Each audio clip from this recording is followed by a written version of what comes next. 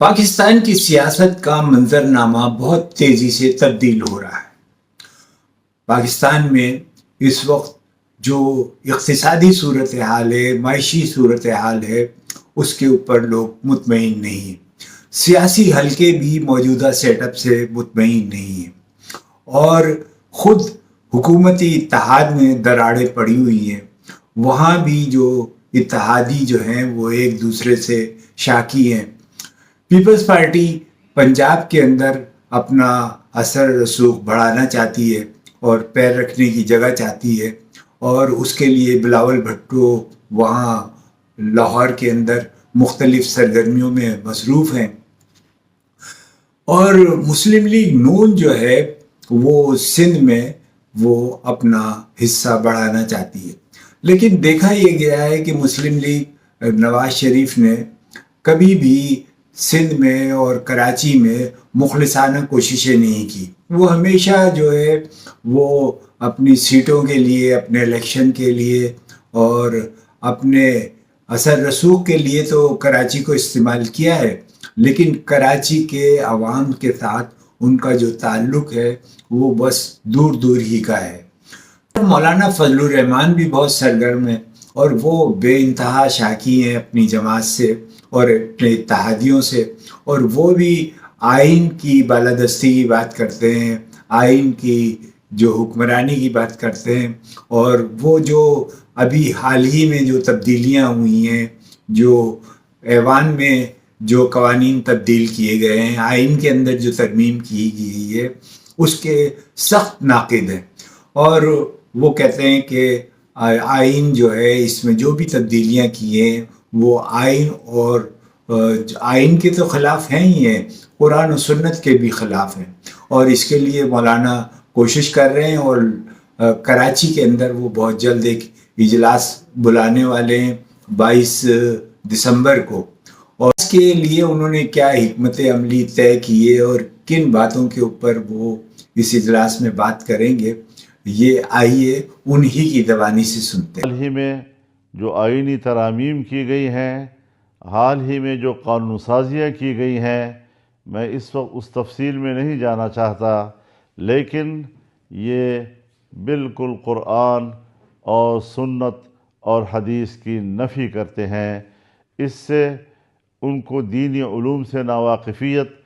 اور قرآن کریم کے علوم سے ناواقفیت صاف نظر آ رہی ہے، ورنہ وہ اس قسم کی حماقت نہ کرتے جس طرح کے اسمبلی میں ان لوگوں نے حالیہ دنوں میں کی ہیں۔ تمام دینی مدارس کے مختلف مکاتب فکر کے نمائندگان اور اسی طریقے سے دینی سیاسی جماعتوں کے مختلف مکاتب فکر کے رہنماؤں کا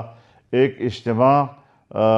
22 دسمبر کو کراچی میں کر رہے ہیں، تاکہ اس ساری صورتحال پر غور کیا جائے کہ ہمارا ملک کس رخ پہ جا رہا ہے، پاکستان کا آئین کیا کہتا ہے، پاکستان کا قانون کیا کہتا ہے، اور ہمارے حکمران کس رخ پہ سفر کر رہے ہیں، یہ الٹی گنگا بہا رہے ہیں۔ دوسری طرف تحریک انصاف بھی جو ہے وہ اپنی تنہائی کو ختم کرنے کے لیے دیگر سیاسی جماعتوں کے ساتھ اشتراک کرنے کے لیے، ان سے ڈائلاگ کرنے کے لیے اب میدان میں آئی ہے، اور انہوں نے قومی کانفرنس کا ڈول ڈالا ہے، اور یہ قومی کانفرنس جو ہے وہ سیاسی بے یقینی، انتخابی تنازعات اور آئینی سوالات اور اپوزیشن جماعتوں کے درمیان مشترکہ موقف کی تلاش کے لیے کیا جا رہا ہے۔ سر اور لیاقت بلوچ کی ملاقات 16 دسمبر 2005 کو لاہور کی جماعت اسلامی کے ہیڈ کوارٹر منصورہ میں ہوئی ہے، جس کا مقصد اپوزیشن اتحاد اور جماعت اسلامی کے درمیان سیاسی صورتحال، آئندہ قومی کانفرنس اور ملک کی موجودہ سیاسی صورتحال پر تبادلہ خیال جو ہے وہ کیا ہے۔ اور اس ملاقات میں اسد کیسر نے تحریک تحفظ آئین پاکستان کے وفد کی قیادت کی ہے، اور لیاقت بلوچ نے جماعت اسلامی کے جو نائب امیر ہیں لیاقت بلوچ، پہلے بھی وہ الیکشن کے زمانے میں حافظ نعیم الرحمان کے ساتھ جو ہے وہ عمران خان سے ملاقات کر چکے ہیں، اور یہ ملاقاتوں کا ایک طویل سلسلہ ہے، کیونکہ سیاست کے اندر کوئی چیز حرف آخر نہیں ہوتی۔ جماعت اسلامی جو اپنی سیاست، اس نے اپنے پرچم اور اپنے جو ہے نشان کے ساتھ الیکشن لڑنے کا فیصلہ کیا ہے، لیکن پاکستانی سیاست کے اندر جو ہے جوڑ توڑ، گروپوں سے تعلقات اور لوگوں کے ساتھ مل جل کر چلنا ایک ایسا عمل ہے جس کے ذریعے ہی کوئی تبدیلی آتی رہی ہے۔ ہم پاکستان کی سیاست میں پچھلے ادوار کا جائزہ لیں تو جو ہے مختلف فرنٹ جو ہے وہ بنتے رہے ہیں۔ قومی اتحاد جو ہے اس کا وجود میں آیا، اس سے پہلے جمہوری اتحاد قائم تھا، اس کے بعد پھر اسلامی جمہوری اتحاد بنا، اور اس کے بعد جو بائیں بازو کے لوگ ہیں ان کی بھی سیاسی جماعتوں کے اتحاد بنتے رہے ہیں، اور وہ بھی جو متحد ہو کر دینی سیاسی جماعتوں کا مقابلہ کرتے رہے ہیں۔ تو دینی سیاسی جماعتیں بھی یہ سمجھتی ہیں کہ پاکستان کے اندر ووٹ بینک تو ان کے پاس ہے، لیکن یہ ووٹ بینک جو ہے وہ تقسیم شدہ ہے، منقسم ہے، اور اس ووٹ بینک کو حاصل کرنے کے لیے انہیں لامحالہ کسی نہ کسی طرح انتخابی اتحاد یا اپنا ایک مشترکہ لائحہ عمل طے کرنا بہت ضروری ہے۔ تو اس کا احساس جو ہے مولانا فضل الرحمان کو بھی ہے، دیگر سیاسی جماعتوں کو بھی ہے، اور وہ سمجھتے ہیں کہ حالات کے اندر تبدیلی اسی وقت ممکن ہے جب اس کے اندر کوئی اتحادی سیاست کا سلسلہ ہوگا۔ 16 دسمبر 2025 آیا اور گزر گیا، لیکن بہت سارے ایسے سانحات اور واقعات ہیں جو ہمیں یاد دلاتے رہیں گے۔ 1971 کا سانحہ ہمیں اب تک جو ہے وہ یاد ہے، اس کی جو داستانیں لوگ اب بھی شیئر کر رہے ہیں سوشل میڈیا پر اور مختلف، وہ سن کر آنکھوں میں آنسو آ جاتے ہیں، دل غم سے بھر جاتا ہے کہ ہم نے لوگوں کے اوپر کیا کیا مصیبتیں اور کیا کیا مشکلات آئی ہیں۔ لوگوں نے ایک بار ہجرت نہیں کی، دو بار ہجرت کی ہے اور اپنے پیاروں کی قربانی دی ہے۔ اور جس طریقے سے آج ایک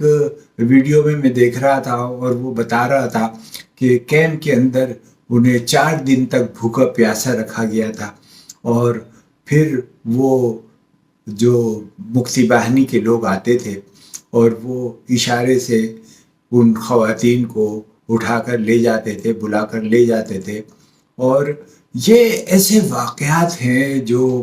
روح پر جو ہے ایک زخم کی طرح جو ہے وہ لگے ہوئے ہیں، اور جب بھی یہ دن آتا ہے یہ زخم ہرے ہو جاتے ہیں۔ بنگال کے مسلمانوں نے بر صغیر میں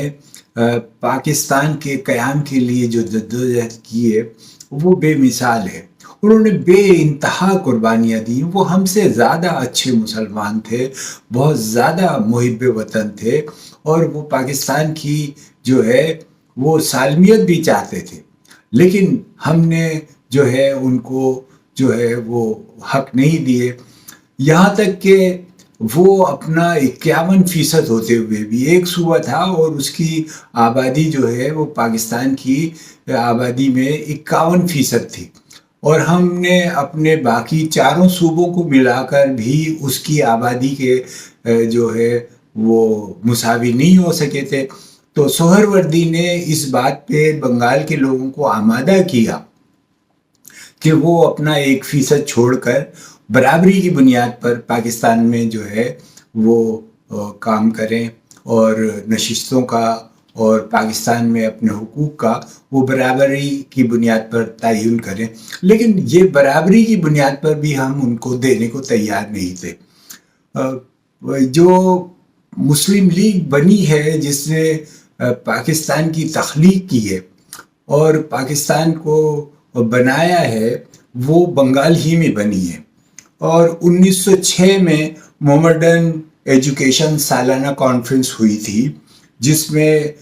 نواب سلیم اللہ خان نے جو ہے تقریباً 2000 مندوبین کو مدعو کیا تھا، اور اس کے 6 لاکھ کے اخراجات ہوئے تھے جو نواب سلیم اللہ نے برداشت کیے تھے۔ تو آپ اندازہ کریں اس زمانے کے 6 لاکھ کس قدر بڑی رقم تھی، آج کی کروڑوں اور اربوں روپے کی مالیت ہوگی جو انہوں نے مسلمانوں کے لیے جو ہے وہ خرچ کی تھی۔ اور انہوں نے ڈھاکہ یونیورسٹی کی زمین جو تھی وہ بھی وقف کی تھی، اور اس کے ساتھ انہوں نے شرط یہ لگائی تھی کہ یہاں پر اسلامی علوم کی تدریس ہوگی، اور اس پر باقاعدہ عمل بھی ہوا تھا۔ اور یونیورسٹی کے ہاسٹل اور یونیورسٹی کے باہر جو بھی تھے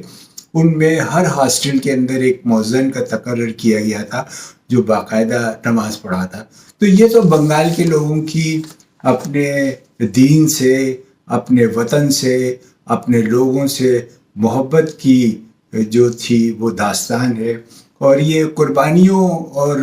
عزیمتوں کی داستان ہے۔ اور اس میں وہ لوگ بھی عظیم ہیں جنہوں نے اپنے نظریے کے لیے اپنی جانوں کو قربان کیا اور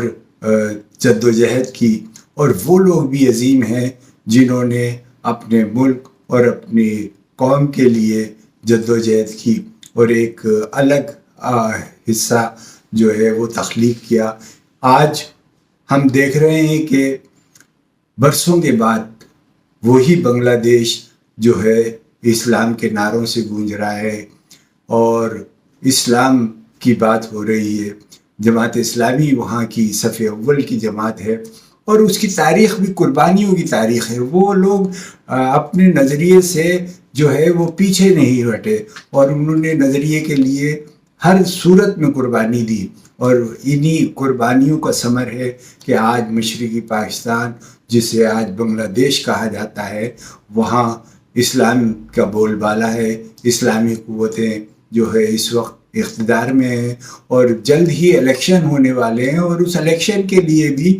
بے حد کوششیں ہو رہی ہیں، بے حد سرمایہ جو ہے بیرونی طاقتیں لگا رہی ہیں کہ کسی طریقے سے ان اسلامی طاقتوں کو مروب کیا جا سکے، ان کا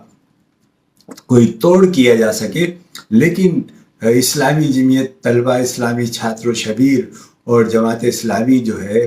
وہ ڈٹی ہوئی ہے، اور ان کا نشان اب بھی ترازو ہی ہے، اور انشاءاللہ جو انتخاب ہونے والے ہیں اس میں باقاعدہ منتخب حکومت بھی جو ہوگی وہ جماعت اسلامی ہی کی ہوگی انشاءاللہ۔ پاکستان میں جو